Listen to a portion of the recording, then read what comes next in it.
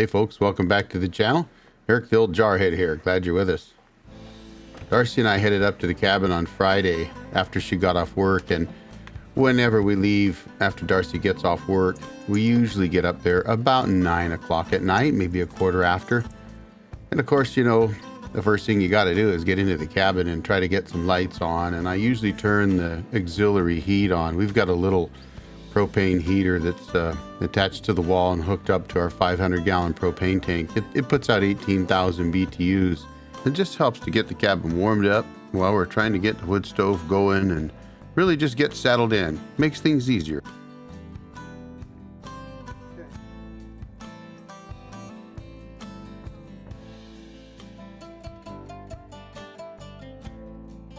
Because we had some extreme cold weather this winter, we had to move our solar power system into the back room. And because of that, I have to go back and open it up and turn on the power, which is a bit of a pain, but it's something you'll learn to live with for now. And then hit the knife switch on the generator so that reconnects the battery. Otherwise, the battery dies in the wintertime.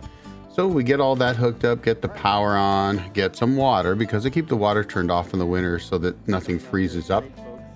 Really, we kind of treat it like an RV that you winterize every winter. In this case, we just blow the lines out, make sure there's no water in the lines, and put RV antifreeze in the drains. Although this trip, we didn't realize we didn't have any RV antifreeze to put in the drains, so we couldn't use the gray water drain system either. But we get the water, and we just use a 7-gallon water jug that you see there. And that just gives us kind of a means of, having some running water in the cabin. Otherwise, we wouldn't have any. Having that big light on the Jeep, that really, really helps when we get out there at night like this. Just makes it a lot easier to see what you're doing, because it is so dark out in the woods, folks. Once I get the power on and we really kind of start moving in, then I usually have to clean out the wood stove. And it's kind of funny. I've seen a lot of stuff online where people always say, you clean your wood stove out when you leave. But if your wood stove's still running, keeping your cabin warm when you leave, it's a little harder to clean it out. So what we usually do is just let it burn out, and there's often just a bunch of hot coals left. And all that smoke you saw is because of the style of chimney I have. It has two 90-degree bends. And so when I fire it up, I've got to put some paper in there, get it going, and go ahead and open up a window or something so that I can get that draft reversed. We might sit around a little bit while the cabin warms up and then just go to bed. And in the morning, of course, I've got to get the wood stove going again, get the coffee going, and then it's time to just relax in front of the wood stove and, well, wait for the coffee to brew.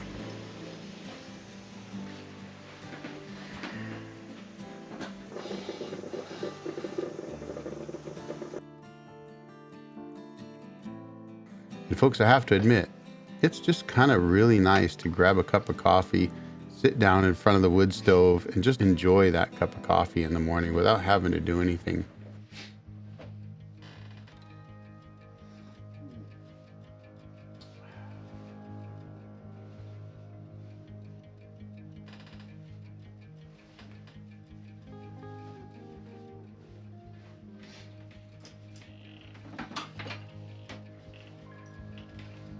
Now, we were expecting a pretty decent day. It was supposed to be either mostly sunny or at least partly sunny, and about 39 degrees on Saturday. However, the truth is, it was a little bit colder, but that's okay. We just kept the wood stove going. After having breakfast and really just kind of enjoying the morning, I got up and kind of checked on things. I have my D-log structure that I'm working on, and this is really just a place for me to dry the logs and kind of get an idea of how it's going to look once I get building it. Now the sawmill, well, I was having problems with the sawmill. It's got a bad alternator, and the alternator belt, frankly, was falling apart too. So I couldn't do any sawmilling, but I could sit around and enjoy a campfire for the day, and that was really nice. Always enjoy a good campfire out in the woods, folks. Can you blame me? Nothing better than having a woodshed that's stocked up, right? Saturday night, we sat down and we played some crib. And we really enjoyed just sitting in the cabin, wood stoves going, it's nice and warm, maybe having a drink, playing cards, and just enjoying the cabin. We love it, folks. The next morning, we were surprised with a little bit of snow. Started out really with just, a trace, maybe half an inch at most. And we thought, wow, okay, well, at least the forecast was right about that. I always love it when it's snowing at the cabin. I don't know why. There's just something about snowing at the cabin, and you gotta love it.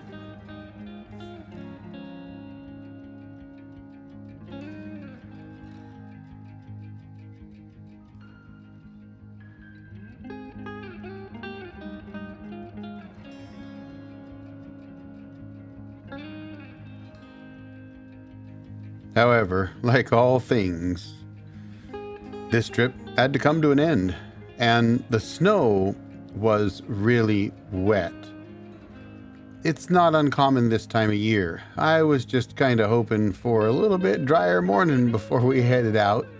And the wet snow means, well, you're going to get wet as you get the Jeep packed up. But we got the Jeep packed up, got the chains on, got everything ready to go, got the cabin shut down. And of course, that means I got to go in the back room, rotate the composting drum, turn the power off, disconnect the generator, all that kind of stuff, and do the once around. And of course, doing the once around, well, I checked the solar panels. As you can see, we're not getting a lot of power generation, but believe it or not, we were actually getting some. Then it's time to make that final check and make sure everything's in the Jeep and you're actually ready to go. And you don't forget something like, say, Darcy's rings. The drive out is always kind of fun, folks. We always like to kind of take a pause before we leave, just to really get a good look at, well, what we're leaving. We hate to, and it's so beautiful when it snows like this. It's just beautiful. It's quiet. You can't beat it. I guess it's because it makes everything look kind of pure. Now, to get off of our property, we've got a very steep driveway. I calculated it at a 22% grade, or at least the equivalent to one. It's actually only 12 degrees, but that's pretty steep, and it gets covered in ice. So you got to put chains on, go down the drive in 4 low, and just take your time. And folks, it doesn't look that steep here, but I've got to tell you, you don't want to go down this driveway in the wintertime without chains on, in 4 low, nice and slow.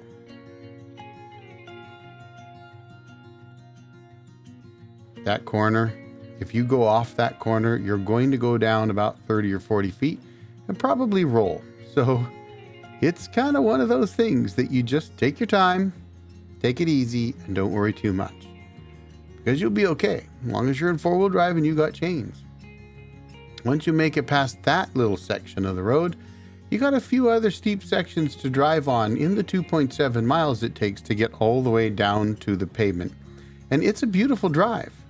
It's kind of that part of that bittersweet part of leaving the cabin where you've just got this beautiful drive all the way down.